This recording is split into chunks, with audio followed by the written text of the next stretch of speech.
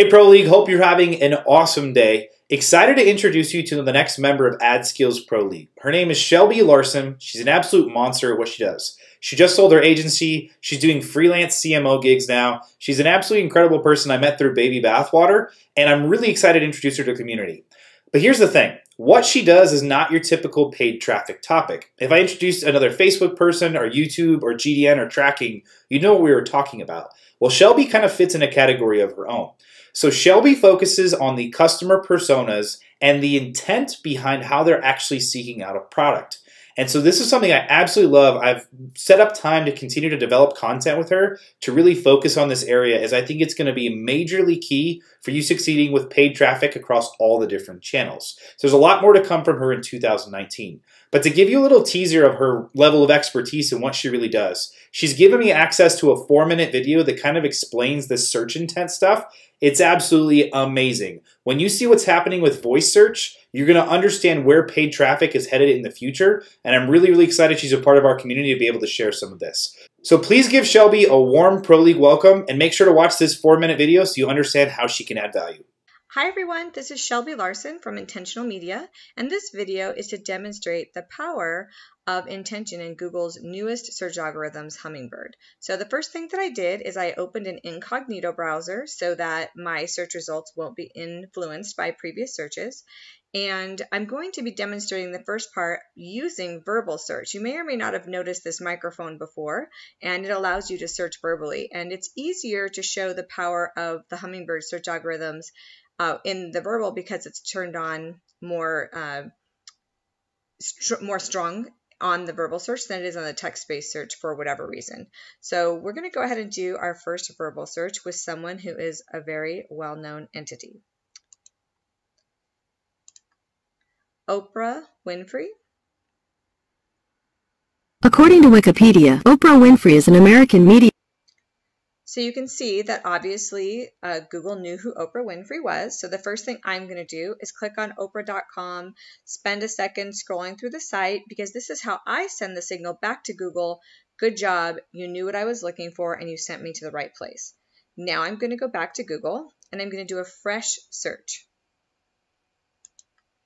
Does she have a husband?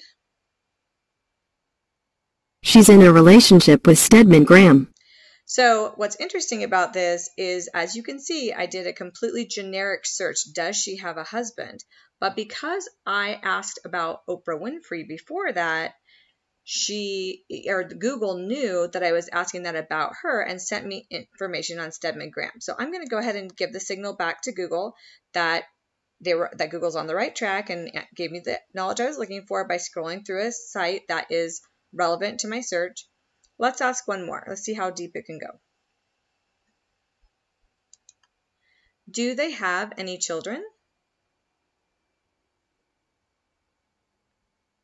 So again, Google knows what I'm talking about. Oprah Winfrey reveals why she never married Stedman Graham, Wikipedia, etc. You can see what Google's doing is chaining the searcher's searches together to understand what I'm looking for. So to show you why this is such a monumental game changer for digital marketing, let's open a separate incognito browser so that I'm not influencing it by the searches I just did. Let me get Google up here. And let's do a traditional text-based search for the same thing. Oprah Winfrey. Okay, brought up the same thing. I'm going to click on the exact same website and scroll through it to keep the data comparable to the way that I did it before. So this is where I'm telling Google, great job. I asked about Oprah Winfrey. You took me to the right place. Now let's ask the same question. Does she have a husband?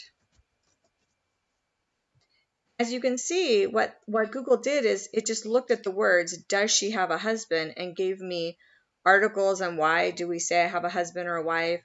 Anna Kendrick having a boyfriend or husband must be a popular search term right now. Top stories. You can just see a biblical article. Nothing to do with Oprah whatsoever. Let's ask one more time. Do they have any children?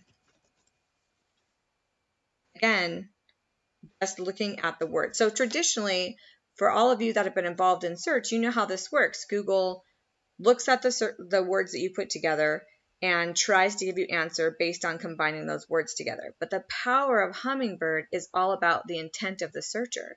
What Hummingbird is doing is chaining the searcher's searches together to find out what box are all of your questions in, and then only give you information relevant to that box. That is an absolute game changer on digital marketing.